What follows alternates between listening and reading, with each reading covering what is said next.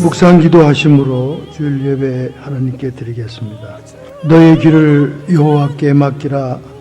저를 의지하면 저가 이루시고 내 의를 빛같이 나타내시며 내 공의를 정오의 빛같이 하시리로다. 여호와 앞에 잠잠하고 참아 기다리라. 자기 길이 형통하며 악한 꾀를 이루는 자를 인하여 불평하지 말지어다.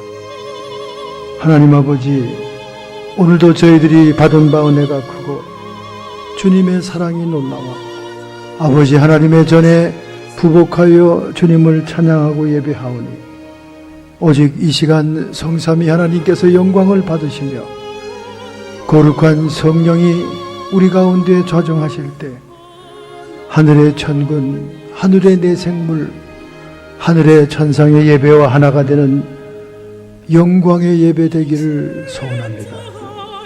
존귀와 영광이 세세 무궁토록 성부와 성자와 성령님께 있을지어다.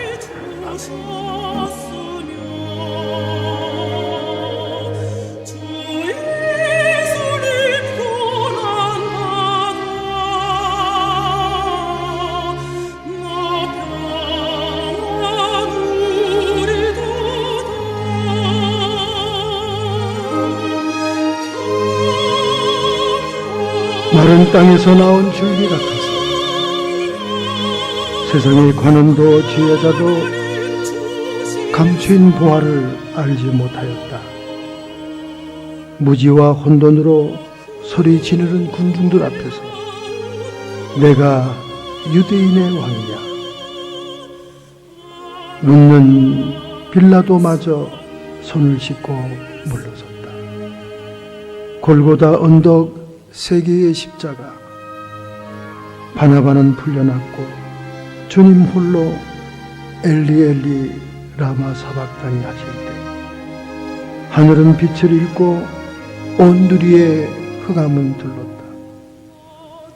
다 이루었다 하시고 아리마대 무덤에 누우셨으나 죄와 사망을 이기신 하나님의 권능으로 영원 전부터 비밀 한가운데 감추었었다.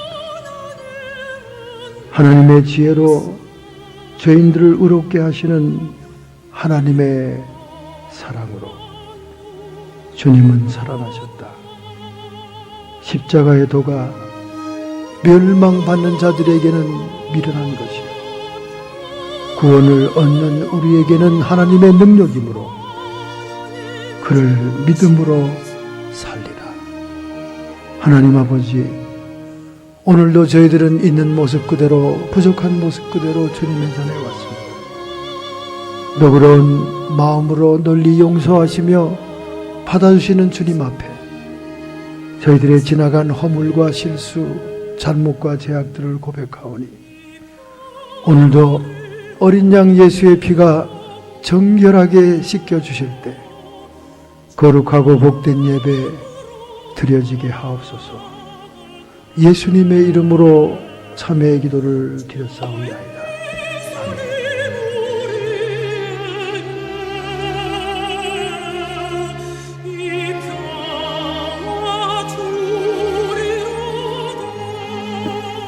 하나님의 말씀 빌립보서 4장 1절부터 9절의 말씀, 신약성경 322페이지입니다.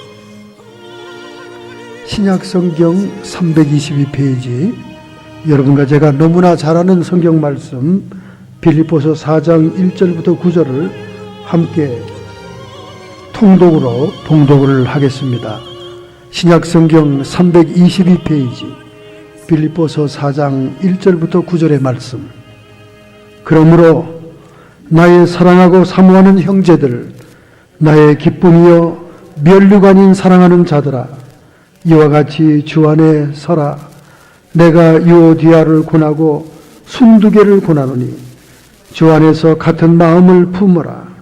또 참마음으로 나의 멍에를 같이 앉아 내게 구하노니 복음에 나와 함께 힘쓰던 저 부녀들을 돕고 또한 글레멘도와 그 외에 나의 동역자들을 도우라. 그 이름들이 생명책에 있느니라. 주 아래에서 항상 기뻐하라. 내가 다시 말하노니 기뻐하라. 너의 관용을 모든 사람에게 알게 하라. 주께서 가까우시느니라. 아무것도 염려하지 말고 오직 모든 일에 기도와 간구로 너희 구할 것을 감사함으로 하나님께 아뢰라. 그리하면 모든 지각이 뛰어난 하나님의 평강이 그리스도 예수 안에서 너희 마음과 생각을 지키시리라.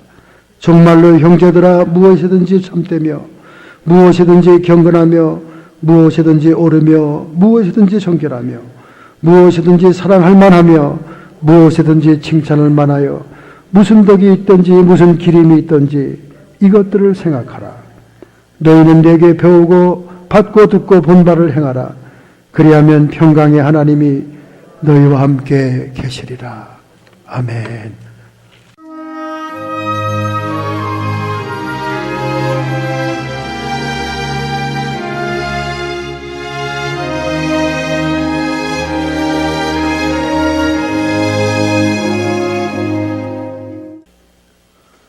참으로 기쁜 소식 가운데 기쁜 소식은 우리 한국 의사가 에볼라 약품을 개발하고 있다는 사실입니다. 에모리 대학의 연구소에 있는 김백 교수가 에볼라 백신을 거의 다 발명했고 이미 치료받은 사람들에게 투약해서 성공했다는 소식을 듣게 되었습니다. 이분은 54세의 나이에 미국의 생화학 박사 학위를 받은 그런 분입니다.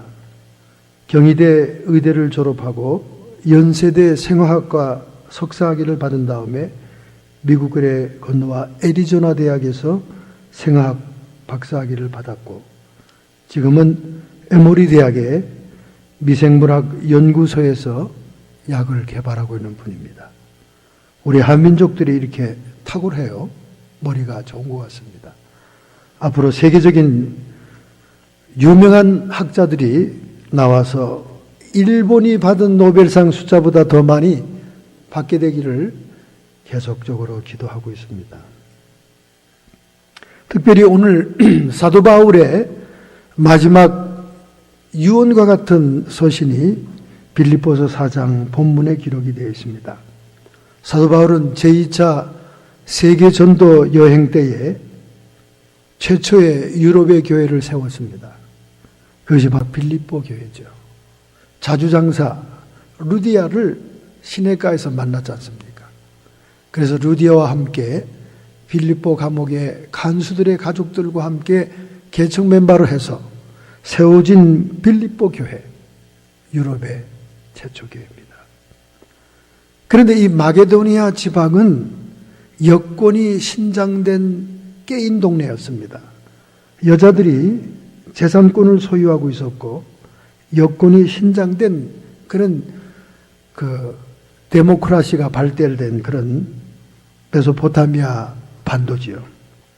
그래서 그런지 빌립보 교회는 계속적으로 여성들이 주도해 왔습니다. 루디아에 의해서 시작된 빌립보 교회, 여성들이 계속 교회를 리더해 놓고 있었습니다. 그런데 로마의 감옥에 있는 사도 바울이 이 편지를 전달할 즈음에는 빌립보 교회 내에 분쟁이 있었습니다. 그 이름도 아름다운 꽃향기의 이름의 뜻을 가지고 있는 유오디아와 그리고 순두분지 순두겐지 행운아라는 이름을 가진 두 여인이 교회 내에 서로 다투고 분쟁합니다. 저도 오랜 세월을 목회해봤지만 주로 교회의 분쟁은 여자들에 의해서 시작이 되죠. 여자들에 의해서. 그래서 여자들에게 남자들이 또 엎혀서 분쟁이 커지기 시작합니다. 이 빌립보서라는 친밀한 서신을 통해 개인적인 야망과 경쟁의식에 사로잡혀 분쟁하고 있는 이 빌립보 교회에 초상집 같은 이 교회에 사도 바울은 편지를 보내서 권면하게 된 거예요. 특별히 마지막 부분에는 자신의 처지가 로마의 감옥에 있었지만은 14번씩이나 내적인 기쁨을 강조하는 기뻐하라 하는 그런 말로 이 편지를 매듭짓고 있다는 사실입니다. 따라서 오늘 여러분과 저의 영적인 상태를 진단한다면 그것은 여러분과 저에게 기쁨이 있느냐, 어떤 처지에 있든지 주님을 사랑하고 주님을 모시고 있는 기쁨이 있느냐, 그것이 우리 영적인 상태의 온도계가 될 줄로 믿습니다. 우울증에 걸려 자살 충동을 느끼고 정신의 감기인 우울증 때문에 생활에 지장이 있다 하는 그런 신앙인이 있다면 이미 그는 믿음에서 떠난 겁니다. 왜냐하면 믿음이 있다는 증거는 우리 영적인 내적인 기쁨이 있을 때 우리 믿음이 살아있는 거예요. 믿음의 불꽃이 살아있는 것입니다. 오늘 여러분의 영적인 상태를 점검해 보겠다면 솔직하고 정직하게 여러분 마음속에 기쁨이 있습니까? 기쁨이 있더라도 어떤 기쁨이냐 그 말이죠. 내년부터 스타벅스에서 커피를 배달하기 때문에, 샌드위치를 배달하기 때문에 기쁘다, 그런 기쁨인지, 스타벅스의 하워드 월츠는 계속되는 커피의 원가가 상승하고 그리고 경쟁업체가 많이 나타남으로 인해서 수입이 줄고 있는 거에 타겟적으로 내년도에는 개인 배달을 하겠다는 거예요. 직장 아침에 출근을 하면 직원들 테이블 위에 커피가 배달돼 있고 아침 식사 샌드위치가 배달돼 있고 또 심지어 개인 가정에도 커피를 배달하겠다는 거예요. 그렇게 되면 엄청난 41억 원 이상의 수익이 있을 것이라고 지난 주간에 발표를 했습니다. 우리 커피 좋아하는 사람들은 정말 희소식이죠. 배달 커피를 받아 먹을 수 있다니 얼마나 기쁜 일입니까? 피자처럼 말이죠. 한국에는 이미 배달 문화가 발전되어 있지만은 미국은 생소한 거잖아요. 그래서 여러분 기쁩니까? 최태식이라고 하는 교수님은 미국에서 30년 살다가 한국에 10년 가서 교수를 재직하다가 다시 미국 땅에 들어와 살고 있다는 교수님입니다. 이분은 자기의 육신의 고향이기 때문에 한국이 좋았답니다. 그러나 미국에서 30년 이상을 살다 보면 미국은 가족들의 고향이 되어서 좋다는 거예요. 자기 자식들은 미국에서 나왔으니까요. 그래서 결론적으로 이 기자가 물어봤습니다. 어디가 좋습니까? 그랬더니 그래도 미국이 좋네요. 이렇게 답변을 했다는 거예요. 왜냐하면 물질적으로 미국이 풍부하기 때문에. 유럽에 여러분 여행 가면요, 화장실을 들어가려도 $1를 줘야 되고 25센트부터 $1까지 줘야 됩니다. 최소한 $1를 줘야 돼요. 화장실에 가려면. 그 다음에 휴지, 이 냅킨을 한 장밖에 안 줍니다. 한 장밖에 안 줘요. 그리고 모든 것을 더 애더하면 다 차지합니다. 근데 미국처럼 여러분 휴지를 흔하게 쓰는 나라도 없지 않습니까? 그만큼 이렇게 물질이 풍부한 나라다. 또 생명을 소중히 여기는 나라라서 안전을 가장 중요시 여긴다.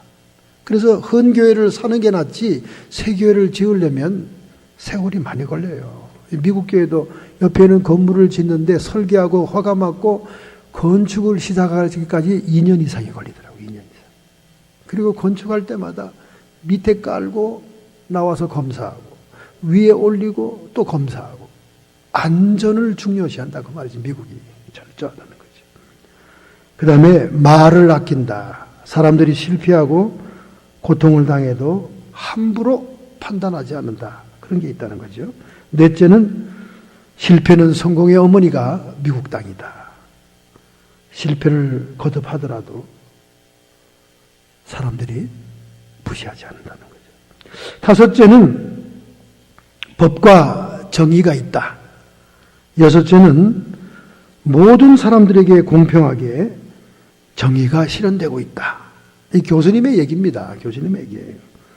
그 다음에 일곱째는 각자 개성과 색깔에 따라 살아가도 누구 하나 그 생활 습관에 관여하지 않는다. 8째, 공평한 룰이 모든 사람들에게 적용이 되고 있다. 9번째, 공권력을 존중히 여기는 마음이 있다. 한국에는 지금 파출소가 부서지고 깨지고 파출소에서 얻어맞는 사람 얼마나 많습니까? 조폭들이 들어오면 막 다 깨덮였습니다.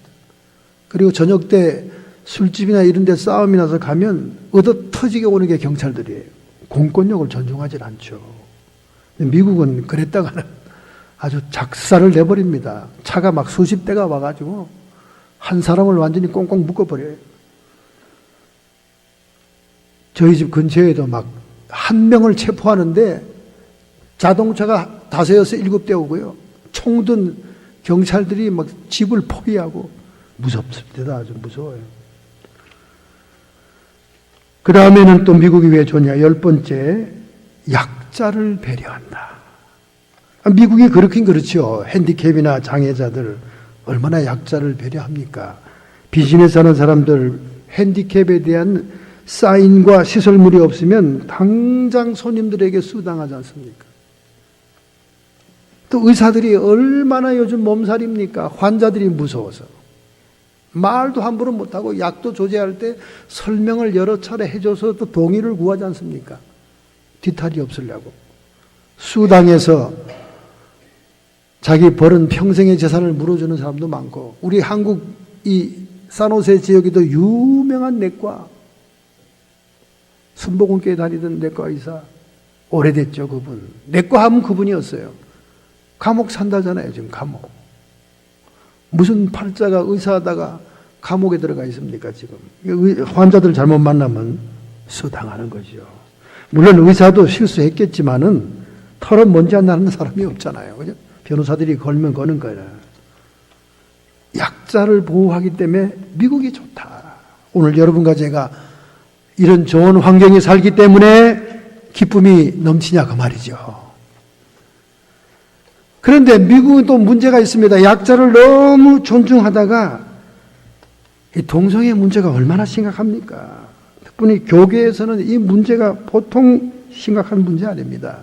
지난 주간에 텍사스 휴스턴시에서, 휴스턴, 여러분 잘 아는 휴스턴, 우리 한국 사람들이 캘리포니아 살다가 많이 그쪽으로 빠져나갔죠. 휴스턴시의 시의회에서는 모든 목사님들에게 리포트를 내놓으라고 그랬습니다. 설교 리포트와 성도들과 대화했던 리포트를 내놔라.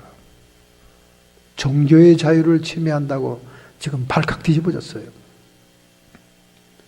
휴스턴이 보통 시입니까? 텍사스를 대표하는 시티고 모범적인 시티인데 시의원들이 목사님들에게 설교하는 내용을 적어내라는 거야. 그리고 성도들하고 회의를 진행한 리포트를 제출하라는 겁니다. 도대체 왜 그렇습니까? 동성애자들 때문에 그렇죠. 동성애자들, 소수의 약자들이 화장실에 가는 게 불편할까 봐. 여잔지 남잔지 해리까리 하니까 여자 남자 변소를 구분해 놓으면 그 사람들이 얼마나 불편하겠어. 그 약자를 배려하느라고 남녀 구분 없는 화장실 법률을 제정했다 그 말이에요. 남녀 구분이 없어요. 텍사스 휴스턴에는 변소가. 그런데 교회와 목사들이 결사적으로 피켓을 들고 시의회 앞에서 반대 데모를 한 겁니다. 이 무슨 회계망측한 일이냐. 남자는 남자 변소에, 여자는 여자 변소에 들어가야지. 왜 남녀가 구분이 없냐. 벌써 남녀 구분이 없는 저희 그 뭡니까? 여기 앞에 있는 상점. 그 상점 있죠. 그 상점은 벌써 남녀 구분 없잖아요. 거기도 남녀 구분이 없어요. 화장실이.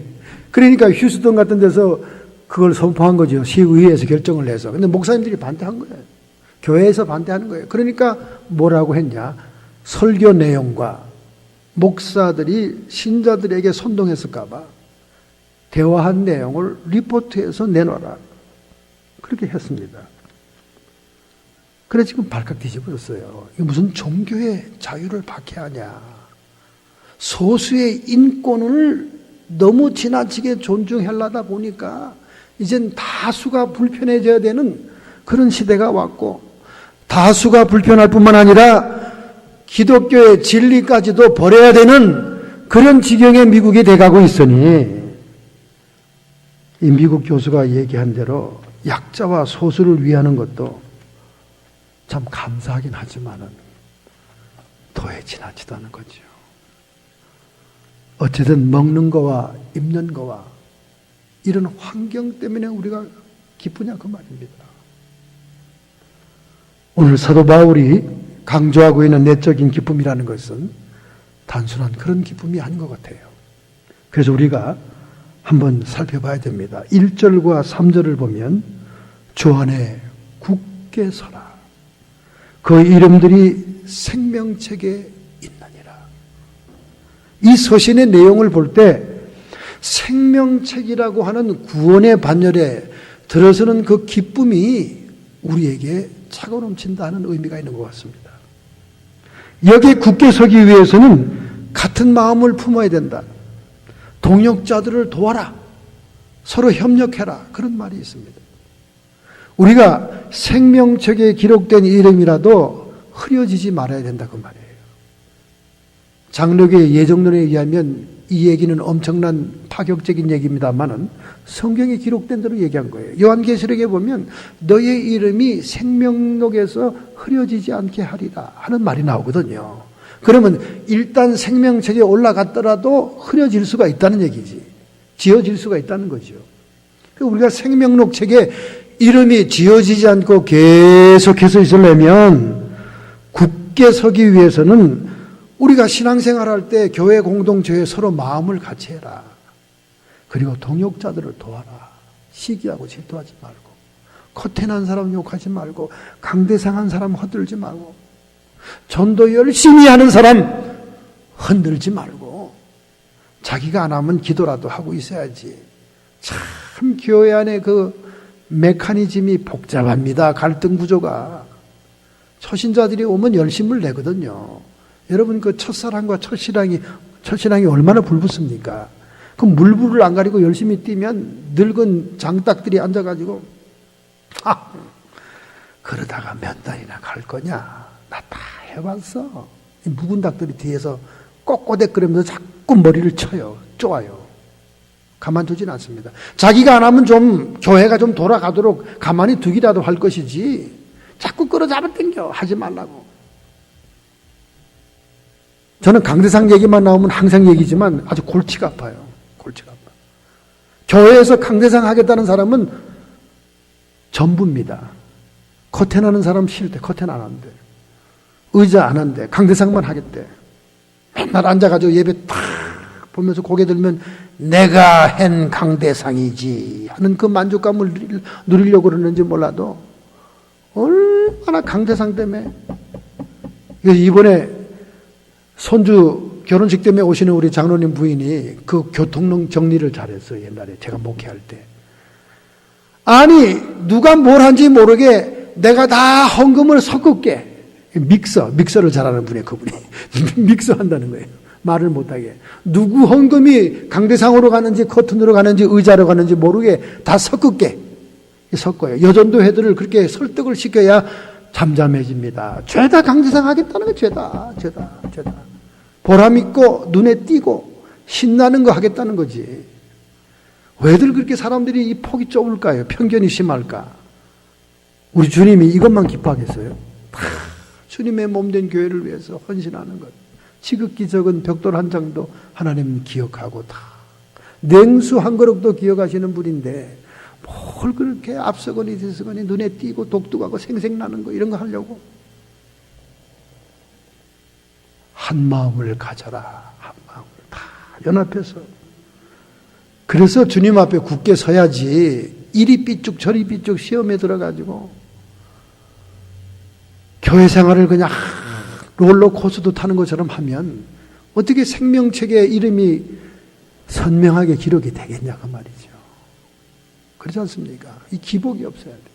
초신자의 특징이 또 이 기복입니다. 롤러코스터를 잘 타는. 모태신자들의 좋은 점이 뭡니까? 꾸준한 거예요. 꾸준한 거. 기도도 못해요. 찬송도 못해.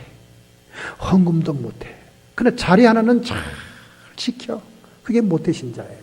다른 건 다 못해도 신앙은 불변이야.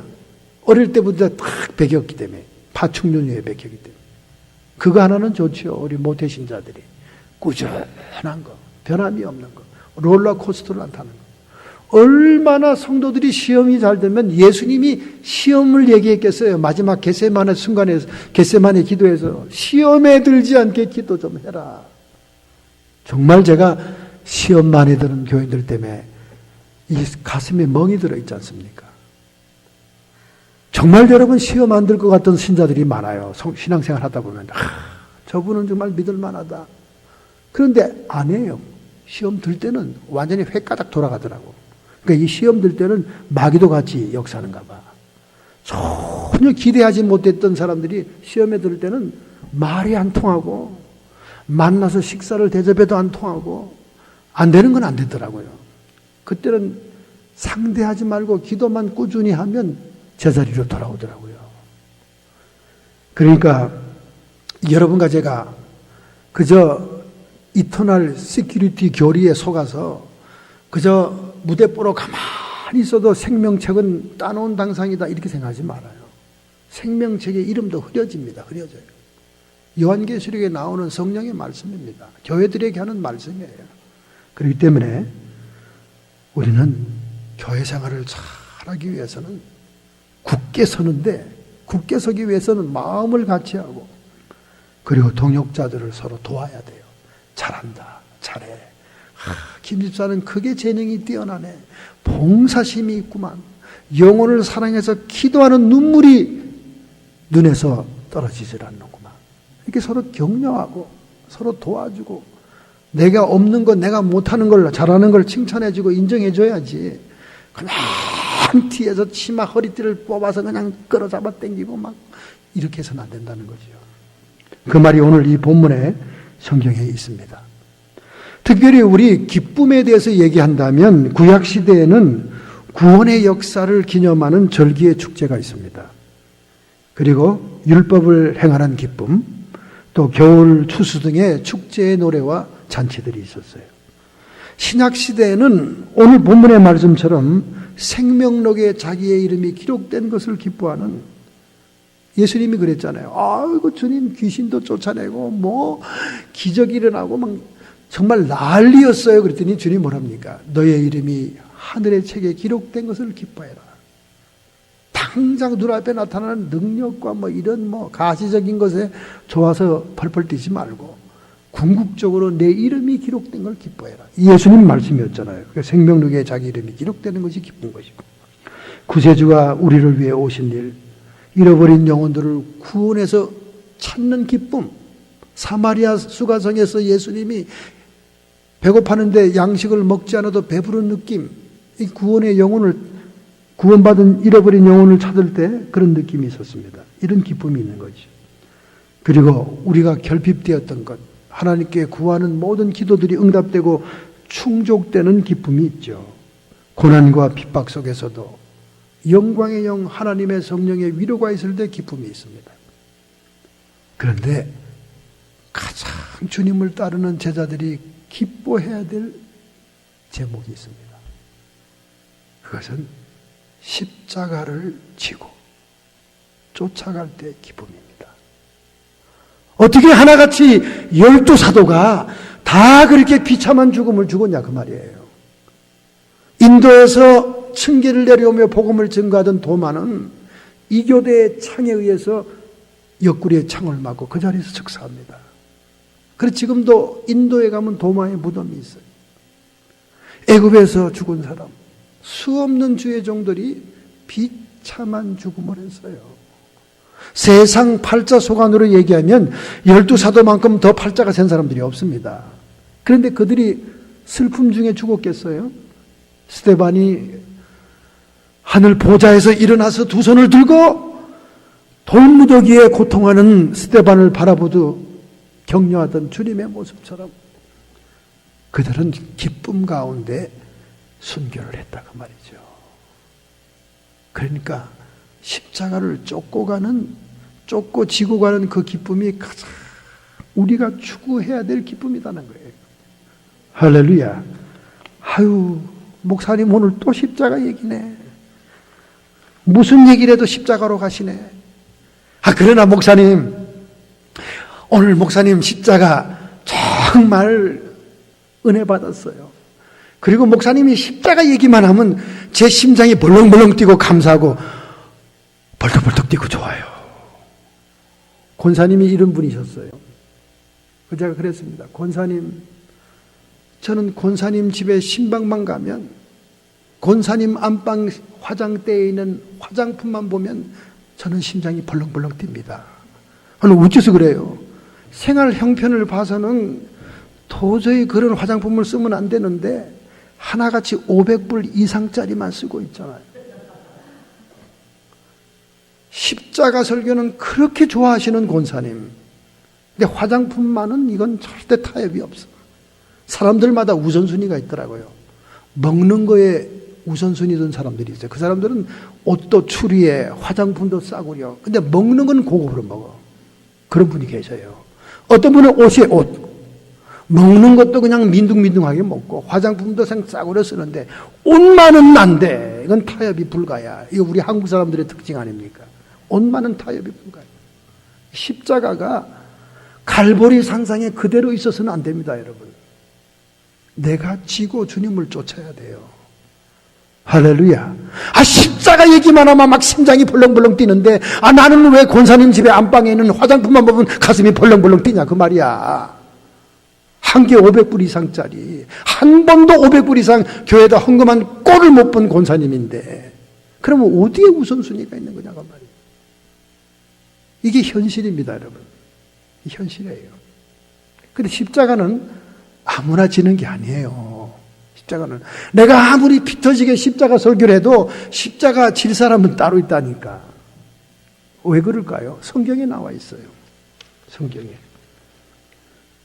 성경 마가복음 8장까지는 십자가 얘기가 한마디도 없습니다. 여러분, 십자가만큼 예수님의 생애 가운데 중요한 주제가 어디 있습니까? 그런데 마가복음 1장부터 16장까지 마가복음에서 8장까지는 십자가에 대해 침묵. 그럼 1장부터 8장은 뭐가 나오는데? 기사와 이적이지요. 귀신이 쫓겨나고 예수님이 하나님의 아들이시며 메시아이신 하늘의 권능을 드러내는 역사만 나온다고 말이에요. 그러다 8장 가서야, 후반부에 가서야 겨우 십자가가 등장합니다. 마태복음도 마찬가지죠. 마태복음도 16장 21절에 가서야 이때로부터 예루살렘에 올라가 장로들에게 죽임당할 것을 얘기하기 시작하니라. 마태복음도 후반부에 가서야 십자가 얘기가 등장한다고 말이에요. 가장 중요한 주님의 생애의 테마인데 어째 그렇게 후반부에 등장할까? 그전에는 무슨 일이 있었는데? 베사다 광야의 오병이어의 기적, 그리고 무리를 걸어오시는 주님의 모습, 전능자의 모습, 권능의 모습을 보여줍니다. 왜 이런 모습을 먼저 보여줬을까요? 예수님의 십자가는 노예들의 십자가처럼 할 수 없이 범죄 때문에 어쩔 수 없이 불가항적으로 죽은 십자가가 아니라 그 말이에요.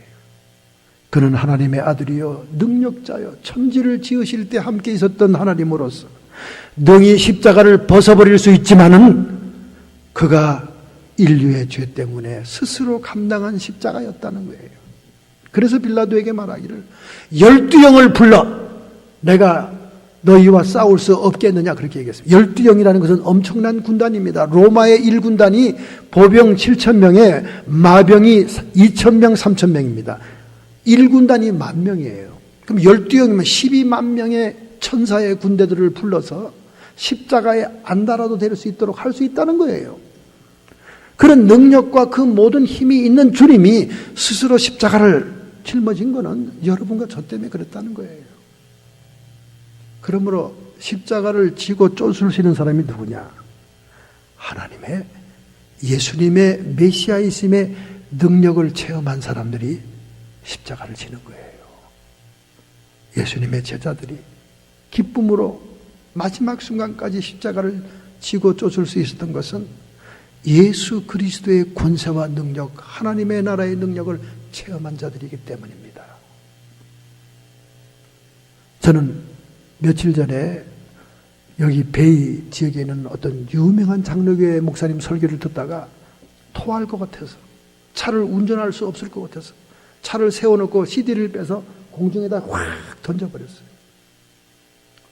LA에서 2년 전에 오신 목사님인데 설교 목소리가 막 기가 막혀요. 막 기름 위에 구슬이 굴러가는 정말 홀리 보이스예요.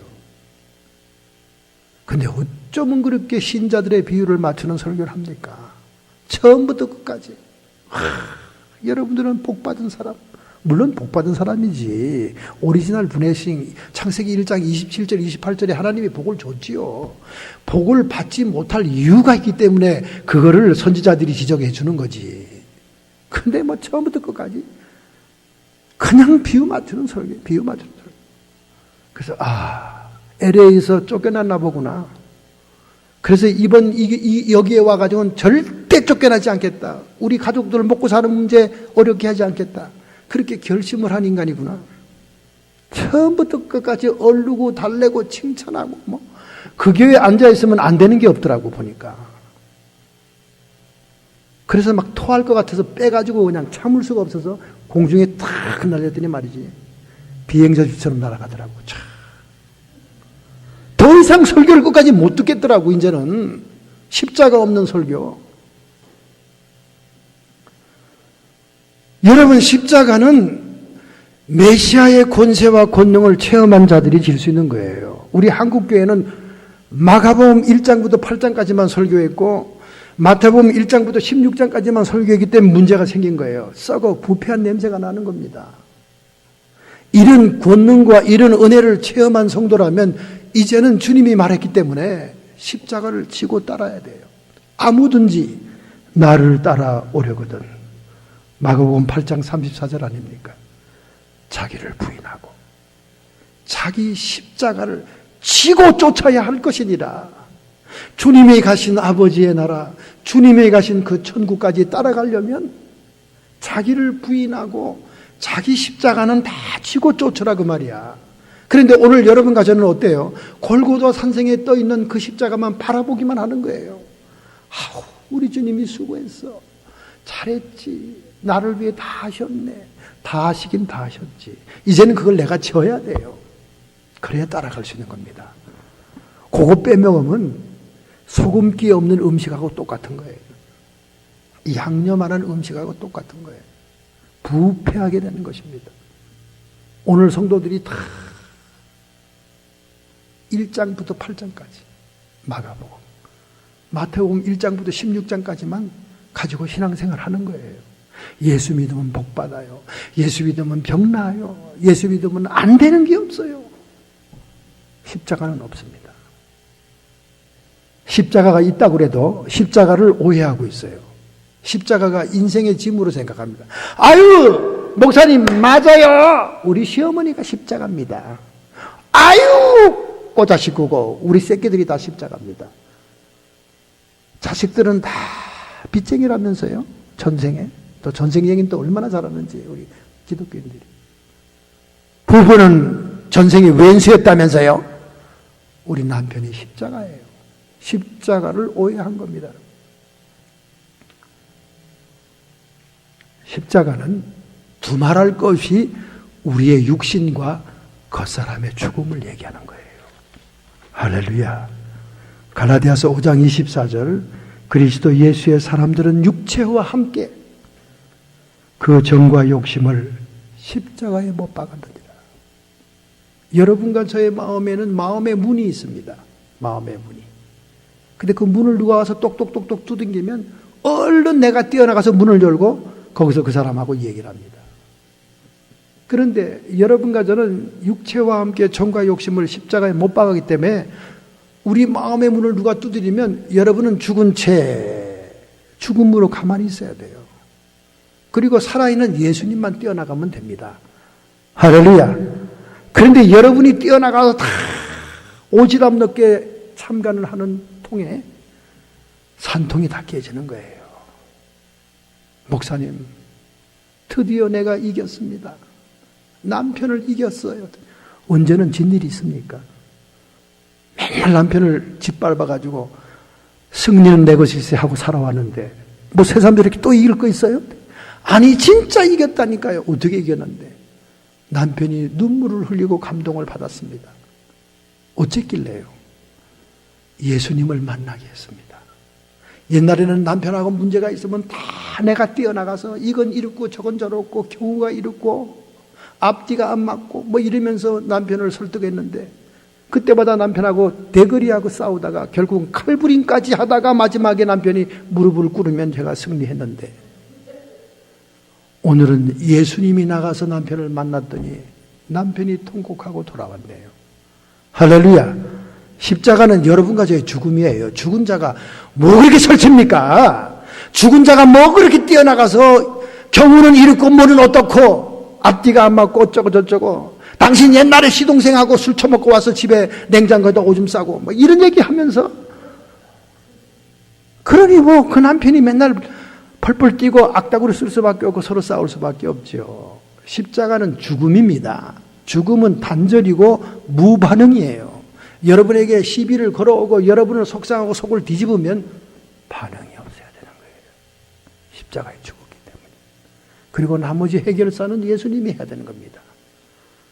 참 말은 좋지. 그러면 사모님이 지금 속으로 이러면 당신은 이럴 거예요. 여러분 목사가 진리의 말씀대로 다 살고 설교할 수 있다면 이 지구상에 설교할 인간 아무도 없네. 이 요한 웨슬레의 문제였습니다. 그랬더니 선배님이 뭐라는 줄 알아요? 웨슬레야, 네가 하려는 노력과 의지만 하나님을 향해 있으면 그 자격으로 설교할 수 있는 것이다. 사모가 저한테 얘기하면 제가 그렇게 항상 얘기하죠. 아니 의사가 모든 병을 다 걸려야 병 낫게 하냐? 암을 다루기 위해서 의사가 암 걸려야 되냐? 저도 노력을 하고 있어요. 죽으려고. 저도 의지를 하나님께 드리고 있습니다. 그럼 성령이 도와주시고 함께 하는 거죠. 여러분의 마음의 문을 누가 놓고 하십니까? 그러면 여러분이 난짝 뛰어나가서 문을 열고 이러쿵저러쿵 하지 말고 여러분은 죽은 사람으로 누워 계시고 예수님을 내보내세요. 그럼 예수님이 나가서 주님의 사랑으로 일을 다 처리하면 그게 십자가 역사입니다. 십자가 설교는 골백번 들으면서 전혀 십자가의 흔적이 우리에게 없는 이유가 십자가에 대해 오해하고 있기 때문에 그래요. 십자가는 여러분의 인생의 무거운 짐이 아니에요. 십자가는 죽음입니다. 죽었다는 것은 반응이 없는 거예요. 남이 헛소문으로 나를 모해하든 말든 반응이 없는 거예요. 죽은 자는 반응이 없는 거예요. 예수님이 만나게 해줘야 됩니다. 한국에 유명한 예화가 하나 있잖아요. 평생토록 시집가지 않고 오빠의 남매를 키워온 고모가 있습니다. 그런데 이 고모가 이제 나이가 들고 주름이 서이고 아이들은 점점 커지는데 이 두 아이가 외롭고 부모가 그립고 하다 보니까 예수님을 믿게 된 거예요. 교회를 열심히 나가게 된 겁니다. 그런데 이 고모가 이 아이들을 어릴 때부터 과외도 시키고 학원도 보내고 자기 인생의 모든 정성을 다해 키웠건만 교회당 가는 걸 이해할 수가 없는 거예요. 왜 공부 안 하고 교회 갔다 오냐? 왜 그렇게 많은 시간을 교회에서 보내냐? 교회만 갔다 오면 대거리로 싸우는 거예요. 그래서 이 아이는, 조카 아이는 하나님께 고민하며 기도하다가 하나님 어떻게 해야 우리 고모와 이 문제를 해결할 수 있습니까? 다른 건 다 내가 지고 양보할 수 있는데 교회 다니지 말라는 거는 어떻게 할 수 없지 않습니까? 그렇게 기도하는데 그 마음속에 주님의 인도가 있었습니다. 십자가의 죽음이 무엇이냐? 너와 고모가 상대하지 말고 내 안에 계신 예수님이 상대하게 해라. 그렇게 하겠다고 결심했어요. 아, 이게 십자가의 의미구나. 나의 혈기는 죽고 나의 겉사람은 죽고 나의 감정은 죽고 예수님이 고모를 상대하게 하면 되겠구나. 그래서 그날도 문을 열고 들어가는데 고모가 딱 빗자루를 들고 씩씩거리면서 나오는 거예요. 그때 이 조카애가 마음의 문을 열고 뛰어나갔다면 옛날처럼 또 대거리로 싸웠겠죠. 나도 머리가 컸어요, 고모. 내가 알아서 인생을 살아요. 예수 믿는 것이 뭐 나쁩니까? 하고 싸웠을 텐데, 그날은 예수님을 딱 문을 열고 내보내니까 예수님의 긍휼과 사랑으로 고모를 보게 된 겁니다. 고모의 주름살과 그 인생의 연륜이 자기 조카 남매를 위해 희생한 얼굴로 다가온 거예요. 눈물이 앞을 가렸습니다. 빗자루를 쥐고 있는 고모를 두 손으로 안으면서 엉엉 울었습니다. 고모가 평생을 우리 위해서 시집도 안 가고 이렇게 고생한 게 이제 눈에 보이네. 이렇게 주름이 자글자글하네 하고 얘가 막 부들고 우니까 고모도 같이 울은 거예요. 일생이 주마등처럼 지나가며 신세에 한탄하던 그 고모가 통곡을 하고 울은 거예요. 그때 고모가 깨달은 거죠. 뭔가 얘들이 예수를 믿고 다른 건 다르구나. 그래서 그 조카 아이를 따라 교회를 나오기 시작했다는 거 아닙니까? 우리 윤자매도 이제는 마음의 문에 남편이 두들기면 그냥 죽어 넘어져 있고 예수님을 내보내세요. 주님이 가서 남편하고 상대하고 얘기하세요. 그러면 그 남편의 그 영혼의 불쌍함과 그 가정을 이끄는 그 모든 이런 것들이 내가 보는 관점이 아닌 주님의 관점으로 나타나기 시작할 때 십자가로 만나는 겁니다. 할렐루야. 정말 왼수가 그런 왼수가 없어요. 가장 가까운 사람이 다 왼수인 거야. 옆집에 있는 남자가 나랑 무슨 상관이 있어. 건너편에 잔디 넘어 있는 집에 있는 애들이 나랑 무슨 상관이 있어. 내 옆에 뛰고 노는 아이들이 귀찮고 피곤하고 말 안 듣고 힘든 거죠.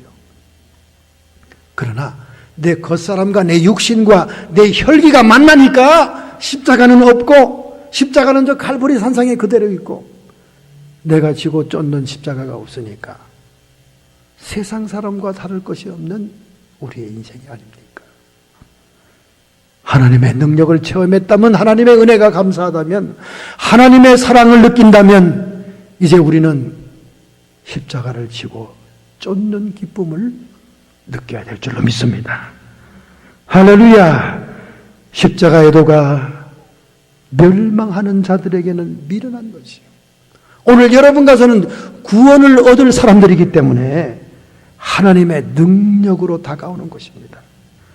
할렐루야. 그래서 여기 스테파노스라는 면류관을 얘기하고 있어요. 스테파노스는 승리자에게 주는 면류관이에요. 그러나 디아데아라는 똑같은 면류관은 왕이 쓰는 진짜 왕의 신분의 왕관입니다.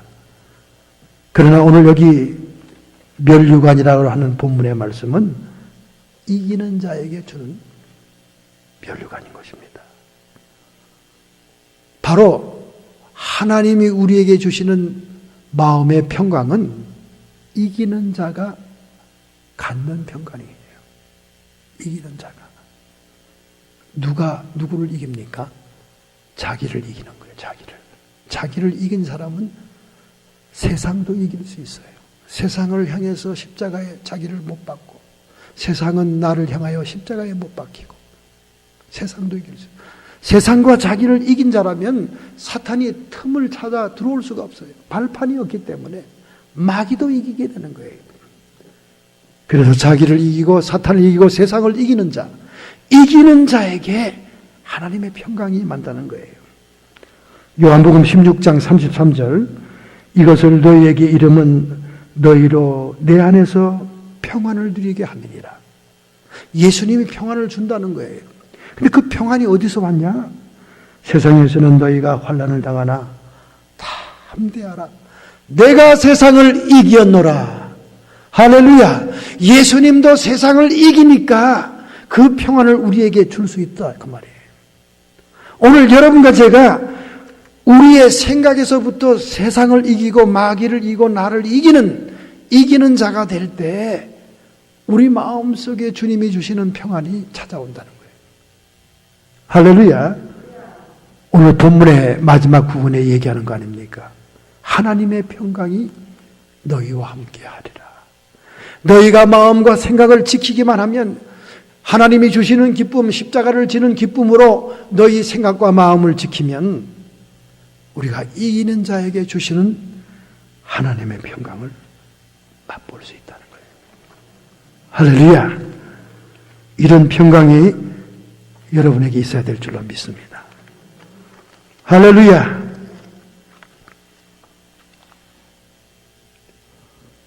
로마 사람들이 유대인을 식민지로 지배할 때 얼마나 광포하고 세금을 수탈한지 모릅니다.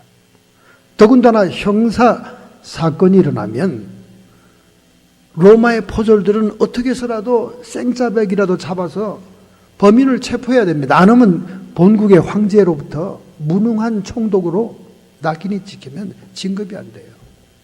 팔레스타인은 너무나 민족이 까다롭고 유대인들이 종교 문제로 갈등을 일으키는 데이기 때문에 거기만 지나쳐 오면 높은 집정관이 되고 높은 사람이 돼요. 진급 코스라 그 말이죠. 어려운 데니까. 사건이 터졌습니다. 누군가를 사형시켜야 됩니다. 범인을 잡기가 쉽습니까 어디? 그 엉뚱하게 착한 사람을 범인으로 잡은 거예요. 그리고 그를 사형에 처결해야 됩니다. 그런데 이미 시중에는 소문이 났어요. 생사람을 잡았다. 억울한 사람 누명 씌웠다. 무지한 자를 로마 총독이 죽이려고 한다. 그런 소문이 난 거예요. 총독이 그 소리를 듣고는 이 정치가들은 본래 명분을 잃으면 안 되거든요. 명분을. 이 정치가들이 잔머리는 명분과 실리를 얻어야만 되는 거예요. 그래서 항상 그들은 명분을 따라갑니다. 명분이 사람들의 동의를 구하는 거거든요. 그 명분도 없고 실리도 얻으면 정치가로서는 아주 유능하고 성공한 사람인 거예요. 그러니까 실리는 뭡니까? 범인을 잡았다는 것. 범인을 잡았으니 죽여야 된다는 사형 척결. 이게 실리입니다. 저 위에 사람으로부터 인정을 받아야 되니까. 그 실리는 지금 억지로라도 챙기게 됐는데 명분이 없잖아요. 민중들이 소요가 일어나지 않습니까? 억울하고 무죄한 자를 죽이려고 합니다. 착한 사람을 죄를 뒤집어 씌워 죽이려고 합니다. 지난번에 영국에서 그런 사건이 있지 않습니까? 자기들이 범인은 잡아야 되겠고 실적은 올려야 되는데 사건은 종결시켜야 되겠는데 범인을 잡을 수가 없으니까 엉뚱한 사람을 소매치기를 잡아다가 테러범을 만들어서 감방에 27년 무기징역을 받기 위해서 27년 동안 있다가 그의 아버지와 인권 변호사의 호소로 27년 만에 억울한 옥살이 벗어나서 나온 사람도 있잖아요. 이 국가적인 이 수사기관들이 이런 엉터리들이 많아요. 우리 한국에서도 억울한 간첩죄도 씌우려고 그랬고 별일이 다 있지 않습니까? 그래서 예수님이 감옥에 있는 자를 돌아보라 그런 겁니다. 억울한 자들이 많으니까. 이번에 한 사람도 한번 딸을 기도원에서 불태워 죽였다고 억울한 옥살이 하다가 풀려났잖아요. 풀려났죠. 감옥에 있는 사람을 돌아보는 사람들 때문에 풀려난 거지. 그러니까 이 총독이 그 사람을 백성들 앞에 세웠습니다. 명분을 얻기 위해서. 그리고 항아리를 하나 딱 갖다 놨어요. 자, 너희들은 야훼 하나님을 섬기는 자들이 아니냐. 생명의 주권자가 하나님이시니 하나님이 이를 살리려면 이 자가 무죄하다면 살려줄 것이고 이 자가 죄가 있다면 우리의 척결대로 죽게 할 것이다. 그러니 항아리에 손을 넣고 죽음과 삶에 대한 돌멩이를 뽑아라. 그렇게 얘기가 된 거예요. 여러분, 정치인들이 잔머리를 굴리는 거 백성들이 다 압니다. 그 항아리 속에는 2개의 돌멩이가 다 사형되는 돌멩이인 걸 다 알아요. 본인도 압니다. 쪽지를 넣었다 그래요. 쪽지를. 다 알죠. 하나는 사형, 하나는 사면입니다. 그렇게 들어가야 될 쪽지인데 이 정치 로마 총독이 명분을 얻기 위해서 둘 다 쪽지에 사형 쪽지를 집어넣고는 백성들 앞에 뽑게 해서 하나님이 이제 하나님께 전가시키는 거죠. 얼마나 머리를 씁니까? 그러니 그 사실을 다 알고 있는 이 사람이 그 항아리 앞에서 처절하게 기도를 했습니다. 본래 하나님과 기도가 있는 분이었어요. 하나님, 제가 죽게 되었습니다. 어차피 이 총독의 명분을 얻게 되고 얻게 하게 하고 나는 죽게 되었습니다. 하고 처절하게 기도하는데 마음이 갑자기 평안해지는 거예요. 깨지더니 두려워 말라 그러는 거예요. 하나님. 여러분, 하나님인들 이 사람을 살려낼 수 있겠습니까?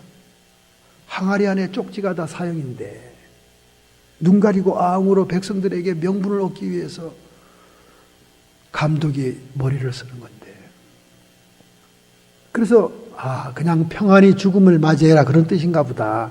그리고는 이 사람이 네, 주님께서 원하신다면 죽죠 하고 하니까 또 한 번 말씀이 들렸어요. 무조건 쪽지 하나를 집어서 입에다 넣고 씹어 먹으라 그러더라고요.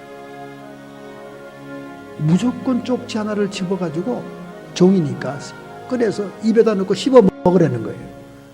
너무 여러분 생소한 말이잖아요. 하나님이 때때로 뭘 시키면 엉뚱한 말이 있어요. 엉뚱한 말이. 실천할 수 없는 얘기가 있죠. 그러나 이제 죽음이 총각에 달린 사람이니까 선택의 여지가 없으니까 손을 확 집어넣은 다음에, 총독이 뽑으라 그럴 때 확 집어넣고는 아무거나 하나 잡아가지고는 얼른 빼가지고 입에다 탁 집어넣고 먹어버렸어요. 그 백성들이 우 하고 소리 지르는 거예요. 왜냐하면 이제 남은 쪽지가 사형이면 먹은 쪽지는 사면이잖아요. 사면. 그죠? 이 명분과 실리를 추구하는, 꼼수를 추구하는 정치인 총독보다 우리 하나님은 생명을 살리는 능력이 있는 거예요. 할렐루야. 드디어 이 사람은 사면이 된 겁니다. 먹어버린 쪽지는 뭔지 모르니까 남은 쪽지를 보면 이 쪽지는 살리라는 쪽지라 그 말이에요. 꼼짝없이 총독은 사면을 하고 말았던 거죠. 여러분, 바로 이것이 십자가예요. 여러분과 제가 볼 때는 십자가를 통해서 완전히 하나님이 실패한 것 같아요.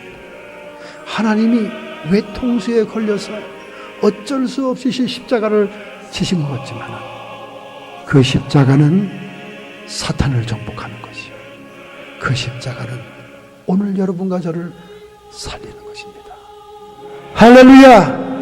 그러므로 오늘 여러분과 제가 십자가를 지고 쫓는다면 정말로 억울한 죽음이 아니라 정말로 하나님 앞에서 살아나는 생명의 길이다 그 말이에요. 우리가 사는 길이다 그 말이에요. 하나님의 능력이다 그 말입니다. 오늘 여러분과 저에게는 이 십자가를 지고 쫓는 기쁨을 누리게 되기를 축원합니다. 이런 삶의 흔적을 우리의 삶 속에 적용하기로 결단한다면 오늘 여러분의 가슴에 손을 얹기 바랍니다. 더 이상 골고다 산상 위에, 갈보리 산 위에 십자가를 두어두지 말고 이제는 주님을 쫓는 자로서 자기를 부인하고 자기의 십자가를 지고 따르는 그 기쁨을 누리는 남은 삶이 되기를 축원하고 또 축원합니다. 결심하고 결단하는 성도들, 우리 주님 피 묻은 손으로 완수해 주시옵소서. 인간의 눈으로 볼 때는 죽음밖에 보이지 않지만 하나님의 눈으로 볼 때는 생명인 줄로 믿습니다. 우리의 살 길인 줄로 믿습니다. 우리에게 풀어지지 않은 모든 미스테리들이 십자가 안에서 해결되게 해 주옵소서. 예수 그리스도 이름으로 명하노니 악한 사탄, 귀신의 세력들 더 이상 우리를 회방하지 말고 예수님의 권세로 쫓김을 받을지어다. 떠나가고 물러갈지어다. 성도의 육체에는 모든 정신과 마음과 육체의 질병들아 예수님의 권세로 치료함을 받을지어다. 고통과 함께 사라질지어다. 이기는 자에게 주시는 평강이 오늘 우리에게 임하소서. 주님께서 세상을 이기고 하늘과 땅의 권세를 회복하셨으므로 우리에게 평강을 줄 수 있는 능력이 있는 것처럼 우리도 자신을 이기고 세상을 이기고 사탄을 이김으로 십자가의 능력으로 승리함으로 마음의 평강과 담대함을 얻게 하여 주옵소서. 예수님의 이름으로 감사하며 축복하며 기도하옵나이다.